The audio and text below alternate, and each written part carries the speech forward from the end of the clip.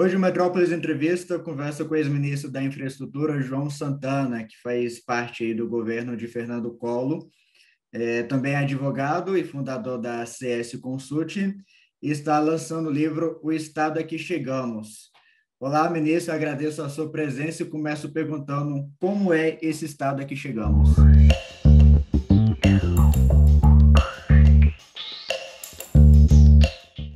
Boa tarde, Tasso. Boa tarde a todos que estão seguindo o programa, pessoal do vídeo, todos que estão aqui nos ajudando a fazer essa entrevista. Não é? O estado a que chegamos é um título que vem da constatação que a gente tem que ter para não ir muito longe. Não é? Eu pego a partir do estado que foi construído a partir do regime militar, a partir de 64, especificamente a partir dos anos 66, 67, 68. Com algumas estruturas jurídicas e a nova Constituição. Então, esse Estado que foi construído lá pelos militares, não é? Ele foi construído para atender um objetivo que os militares tinham, fundamentalmente um processo de substituição de importações, modernização do país, industrialização e infraestrutura. Não é? O regime militar acabou, os civis fizeram uma campanha de oposição, derrubaram a ditadura militar, chegaram a uma nova Constituição. Essa nova Constituição modificou um monte de questões, principalmente no que diz respeito aos direitos e aos direitos civis que tínhamos, mas recepcionou a base daquele Estado antigo. Né? E esse Estado não responde às demandas atuais que o país precisa, né? De se integrar a um novo mundo, globalização, interrelacionamento de capitais, novos modelos de desenvolvimento, educação, desenvolvimento pessoal. Então, é isso que eu digo. Nós chegamos num estado que se esgotou, que não responde mais às questões do país e, portanto, impede o nosso desenvolvimento. Perfeito. Ministro, a gente está aí há quase 5 anos de governos, ao menos teórico e declaradamente liberais. Foram 2 anos aí com Michel Temer, mais 2 anos e meio aqui com o governo do presidente Jair Bolsonaro. Eu queria que o senhor avaliasse esse período do ponto de vista econômico. Houve essa evolução na sua avaliação? Olha, do ponto de vista assim da disciplina liberal, eu diria que nem tanto, né? Vamos ficar um pouco para cá. Mas, principalmente, o governo Michel Temer, acho que evoluiu bastante no sentido de modernizar o Estado. Acho que o presidente Michel Temer, em 2 anos, e ele será lembrado por isso, foi muito positivo. Reforma trabalhista, reforma sindical, na questão das concessões, ele modificou a legislação de concessão e uma série de outras questões. O atual governo, o governo Bolsonaro, eu acho que tem pontos positivos nessa modernização do Estado, a começar pela reforma da Previdência, que é uma conquista importante, depois lei do gás, não é? A independência do Banco Central, que, embora questionada hoje no Supremo, mas eu espero que o Supremo entenda que ela foi aprovada pelo Congresso e sancionada pelo Executivo e, portanto, não deve modificar. O marco regulatório do saneamento também é uma conquista super importante, também hoje questionada pelas antigas concessionárias estatais, né, que querem modificar a lei. Então, tem um avanço bastante grande. Agora, independente de qualificar ideologicamente, de liberal ou não, os avanços que o Estado precisava ter, particularmente na sua remodelação, na sua reforma, né, eles não são totalmente comprados pelo presidente. E se o executivo não compra, né, quando deu certo, as modificações que aconteceram no país, do ponto de vista de avanço do Estado, elas deram certo quando o executivo, o presidente, comprou e liderou o processo. Não é? A questão, por exemplo, da privatização é uma questão que anda meio de lado no atual governo, essencialmente porque o presidente ele não é uma pessoa convencida dessa necessidade de um Estado mínimo. Nesse ponto ainda, o Paulo Guedes tem dito aí repetidas vezes de quem define o timing das reformas é a política. O senhor concorda com essa frase? Eu concordo, mas o ministro, como uma parte responsável, muito importante dessa engrenagem, ele tem que fazer política também. Não é? Eu acho que a política define, evidentemente, o timing e a política avança de acordo com as pressões que ocorrem nessa política, seja da sociedade, seja do executivo. Eu acho que tem faltado para esse setor executivo. No começo começou muito bem, a reforma da Previdência foi um belo exemplo, mas tem faltado o executivo ir ao Congresso com uma posição definida, clara do que quer. não é? Essa que é a questão. O Congresso ele é normalmente passivo, num governo presidencialista principalmente. Ele espera que o Executivo lidere uma posição.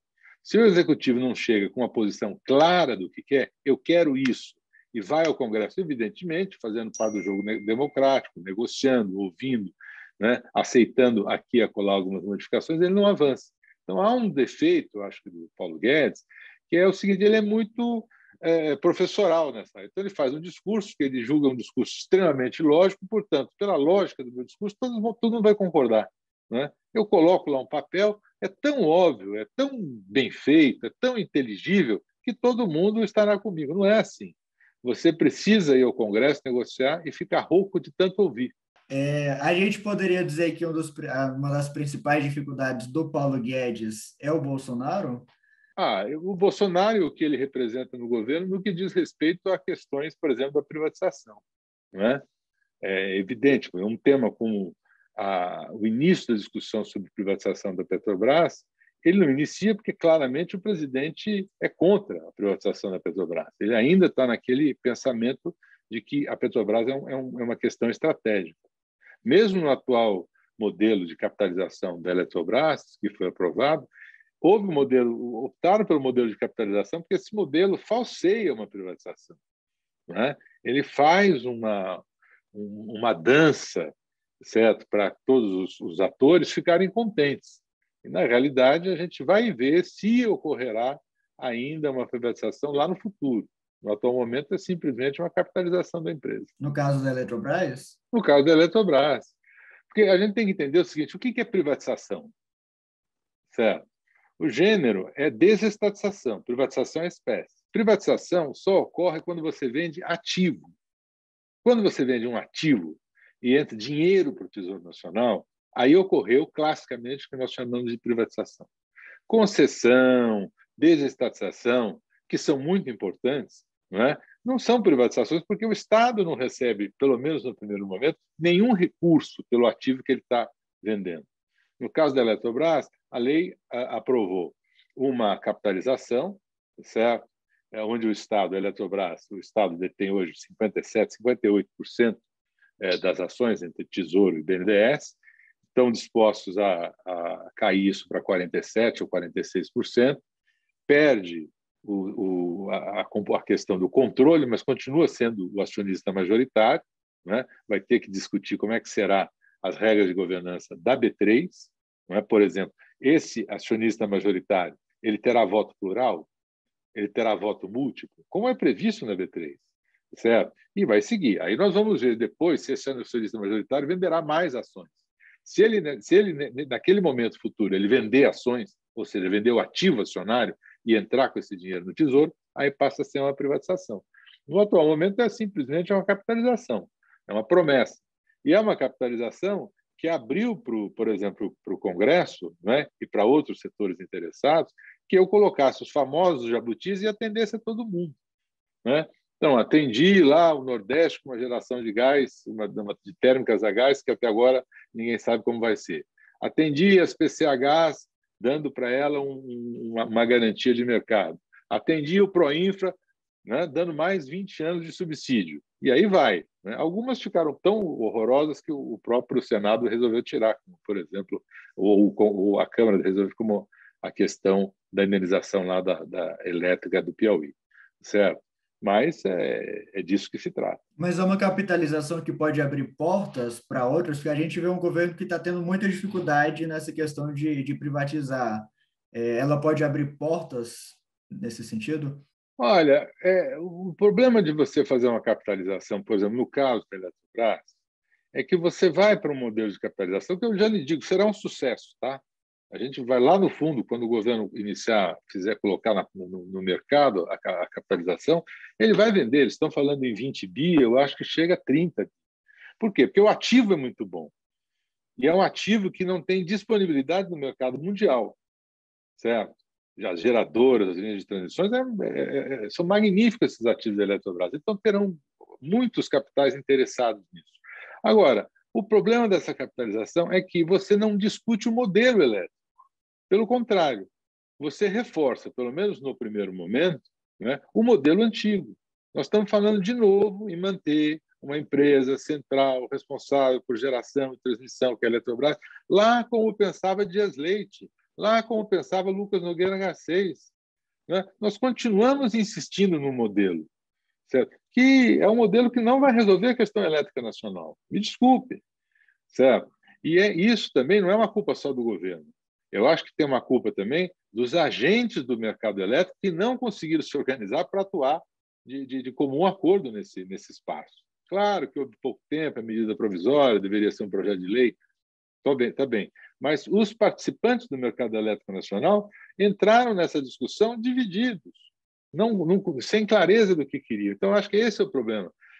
Vamos imaginar, se eu tivesse uma empresa que não tivesse a responsabilidade de gerir todo um setor, certo? Eu poderia imaginar que a capitalização via bolsas era uma captação muito bem feita. A gente evita até a questão de avaliação, né? Porque será o preço das ações que serão negociadas no mercado, é a oportunidade. No caso da Eletrobras, eu acho que não, porque você perdeu a oportunidade de discutir o modelo. Como o governo tentou inicialmente, lá com o secretário Salim Matar, eu preferia, que é você vender as participações dessa própria empresa.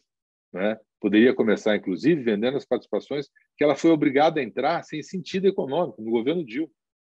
Né? A Eletrobras participou, foi obrigada a entrar em uma série de geradoras, aí, de projetos de geração, que não tem sentido econômico para ela, a Eletrobras.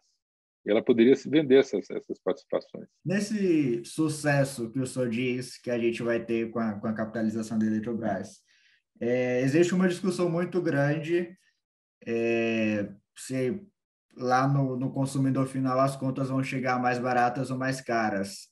O senhor fica de que lado nessa história, nesse debate? Eu não tenho dúvida, as contas chegarão mais caras. Não tenho dúvida. Isso aí não há que se ter discussão. As contas ficarão mais caras, porque não se discute o modelo. O sucesso, que eu digo, da capitalização é porque é uma capitalização. Então, será um sucesso financeiro. Né? A Eletrobras receberá como investimento mais do que 20 bi de reais. Eu acho que se aproximará dos 30. Então, sucesso financeiro. Agora, o modelo elétrico, não houve discussão sobre ele. Persistindo essa modelagem que temos, por exemplo, da incidência tributária no setor pelos estados, pelo governo federal e principalmente pelos estados, né?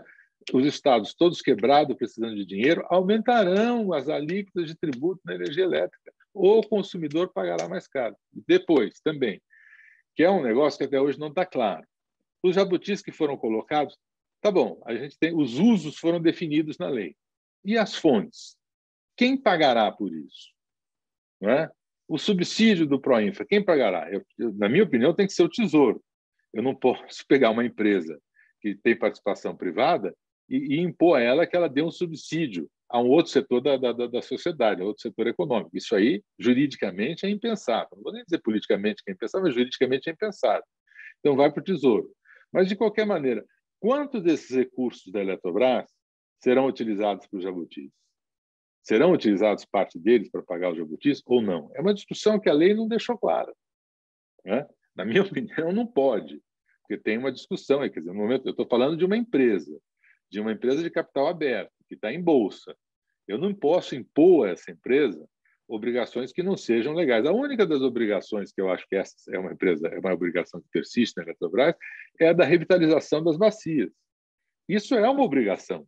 Todo o gerador ele tem a obrigação legal de recolocar as bacias em estado positivo. Quer dizer, os danos eventuais que as bacias sofrem, você vai ter que remediar. Não é? Isso é um ponto legal. Então, esse eu acho que nem um jabuti. Eu acho que isso é uma necessidade institucional, eu acho que isso ficou claro. Mas os outros, quem paga? Não pode ser empresa privada, entendeu? Né? Mas o principal é o seguinte, eu não tenho dúvida que se o modelo persistir, quem paga a conta é o consumidor. Porque a energia no Brasil ela é cara por duas razões. Pela carga tributária que tem lá e pela indisponibilidade de capital. A indisponibilidade de capital eu posso até resolver com investimentos externos, há muita liquidez de capital, empossamento de liquidez, e há muito interessado, muita gente que gosta desse mercado. Né? Então, até o capital pode estar disposto a vir, porque os ativos são positivos. Agora, a questão tributária, não. Mas se o senhor tem certeza que vai chegar mais caro para o consumidor, a gente não está no time errado, no meio de uma pandemia, aprovar uma capitalização dessa, sendo que vai pesar para o consumidor lá na ponta. Não seria melhor antes, por exemplo, a gente ter uma reforma no modelo de energia, que o senhor cita aí nesse caso, antes dessa capitalização? Sem dúvida. A minha opinião, isso seria o ideal, isso seria o caminho ideal. Não é? Nós enfrentarmos a questão energética do país, imaginando que você precisa ter uma grande oferta de energia nos vários modais, hidráulica, eólica, solar, como de certa maneira ele vinha se tentando fazer, grande oferta para você abaixar o seu custo. Para isso, você precisa mexer no modelo. Não é? Esse seria o ideal. Em paralelo, claro, uma empresa que você poderia privatizar no passado, ela já ir vendendo as suas subsidiárias que não são essenciais. Tá? Isso era o ideal, não é? Mas, pelo visto, o governo não conseguiu fazer e optou por um processo que ele chamou de a medida provisória da privatização, que não é uma medida provisória de capitalização, a cena no futuro com uma eventual venda de participação e o Estado deixar de ser acionista, simplesmente ficar com a golden share ou minoritário, mas isso não aconteceu, isso é futuro, e eu não no Brasil, se até o passado é incerto, eu não vou cravar o futuro. Ninguém me garante que isso ocorrerá no futuro, porque a tentação será muito grande de manter o modelo, porque é mais fácil. Mais fácil primeiro, por quê? Porque os entes políticos ligados aos estados, certo? E os interesses vinculados ao sistema elétrico, né, gostam, é mais tranquilo para eles que o sistema seja mantido. Né? É mais fácil para mim, Estado, receber um percentual tributário da energia para pagar minha folha de pessoal, para pagar os meus encargos. Eu não recebo esse dinheiro para fazer investimento em energia ou infraestrutura, eu recebo para pagar os meus custos. É mais fácil para mim, dá menos trabalho eu continuar fazendo isso. Então, nada me assustará se daqui a 3 anos, 4 anos, 5 anos, depois de vencido o processo de capitalização, né, houver uma pressão para que o acionista majoritário, certo, que não terá o controle de 50% mais um, mas terá 45% ou 47%, que é muita coisa, continue comandando essa empresa para executar um processo de eletrificação antigo, que é o Estado investindo, subsidiando, não tendo competição, não é? Insistindo em velhos arcabouços que não funcionam mais. Ministro, um pouco mais dessa questão aí do Estado. Tudo deve ser privatizado? Tudo, tudo. Eu não tenho dúvida disso. No sentido, quando eu falo de privatização, é isso que eu estou dizendo. Não é? Esses ativos que são ativos relacionados a empresas, onde o governo atua como empresário na economia, isso deve ser liquidado, isso é passado. Não é? Tá? Então, eu estou falando aí Petrobras, Banco do Brasil, Eletrobras, tudo isso deve ser vendido.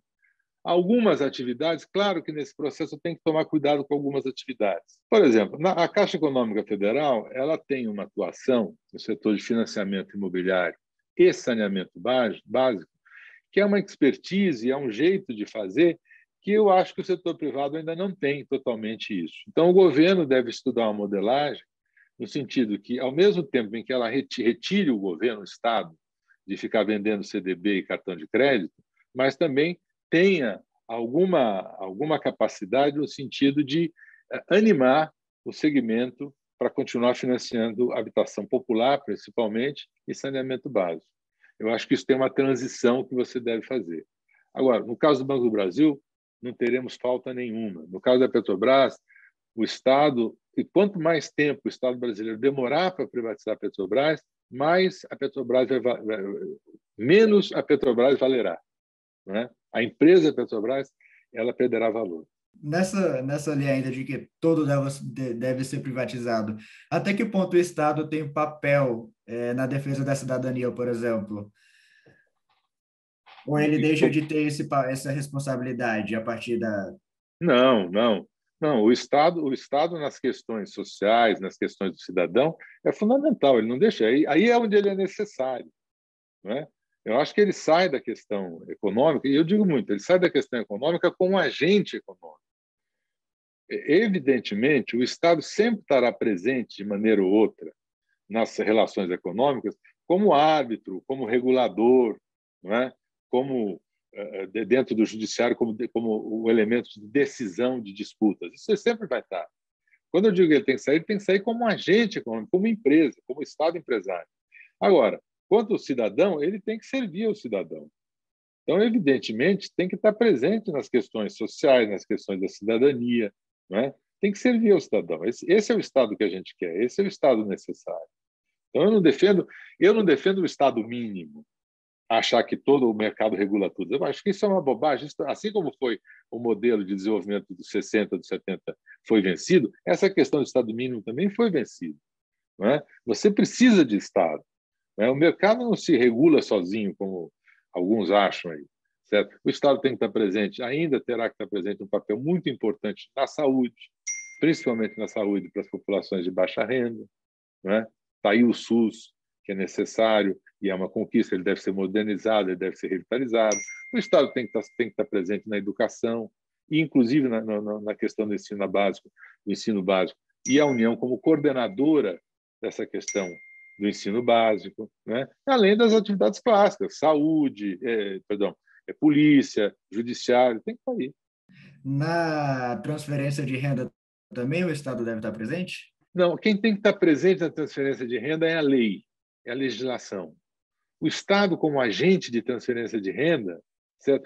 Apenas e tão somente nos exemplos clássicos, como, por exemplo, a Previdência, né? Onde o Estado, se tem uma previdência pública, como é o caso brasileiro, o Estado ele atua quando ele toma uma parte do tributo da sociedade para devolver em forma de seguridade, ele está sendo um agente de transferência de renda, mas a transferência de renda, ela será garantida no desenvolvimento econômico e na regulação desse desenvolvimento econômico, na legislação, não é?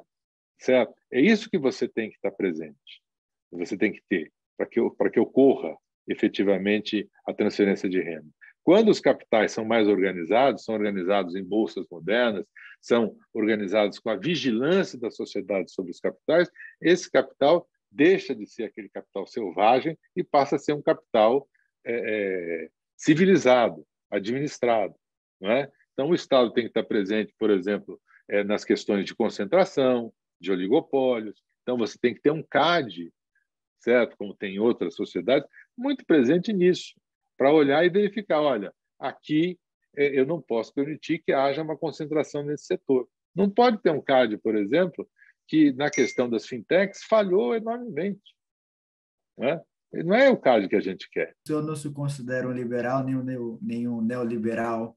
O senhor se considera o quê? Não, eu me considero um liberal clássico. É que o que acontece é o seguinte, clássico no sentido lá de John Stuart Mill, de Locke, desses pensadores. Eu sou um liberal, inclusive, que gosto muito do liberalismo inglês.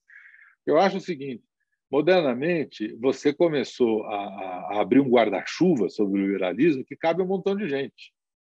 Eu não gosto dessa classificação. Eu hoje digo o seguinte, o liberal é quem não quer o Estado na economia. Não é? Eu sou um liberal. Não, aí ele pega, diz a favor da privatização da Petrobras e vai de tarde na porta do Sesc e joga pedra na Judith Butler porque ela vai participar de um colóquio filosófico. Não, isso não é liberal.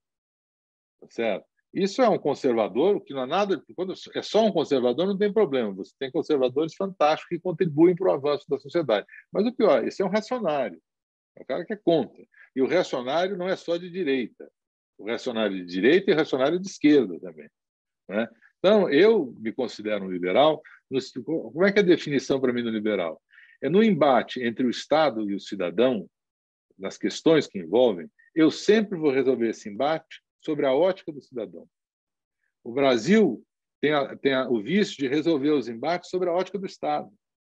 Infelizmente, nossa sociedade é extremamente fazendária. Não é?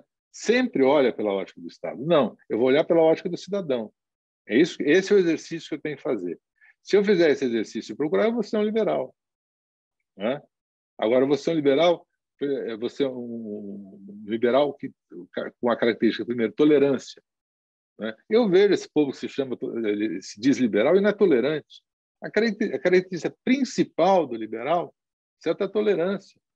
Os clássicos falam isso. Se você não é tolerante, você não é. E tolerante com a minoria, porque você precisa respeitar a minoria, e tolerante também no sentido de ter regras para impedir a ditadura da maioria. Isso é ser liberal. Agora, dizer assim, eu sou a favor da economia, o Estado fora da economia, mas vou lá jogar pedra na Judith Butler? Não, aí você não é tolerante, você não é liberal. Eu acho que você está flertando com o reacionário. Perfeito, ministro. Voltando um pouco ao Congresso, ao momento atual, hoje o presidente Arthur Lira disse esperar que a reforma administrativa seja votada até o final de agosto pelo plenário. Você acha isso possível, levando em consideração que a gente está aí há pouco mais de um ano para as próximas eleições? Depende do que virá dessa reforma, não é? O projeto que foi finalmente para o Congresso é um projeto muito acanhado, não é? Não define uma série de questões que aponta que serão definidas depois por legislação ordinária e trata basicamente do executivo, certo? Se você tem até uma emenda do Gustavo, do deputado Kim Kataguiri, né? Que parece que até o relator está absorvendo essa emenda, que é estender para os outros poderes, certo? A reforma tem que ser para os 3 poderes. E tem um dado que eu acho que é um momento que, enquanto a gente não resolver isso, não avança, que é a questão da estabilidade. Nós temos que enterrar esse Instituto da Estabilidade como é visto no Brasil. Não tem sentido a estabilidade como é colocada no Brasil, onde eu adquiro a estabilidade porque eu trabalhei 2 anos. E aí tenho para o resto da vida. Por quê? Qual é o nexo causal entre tempo de trabalho e estabilidade?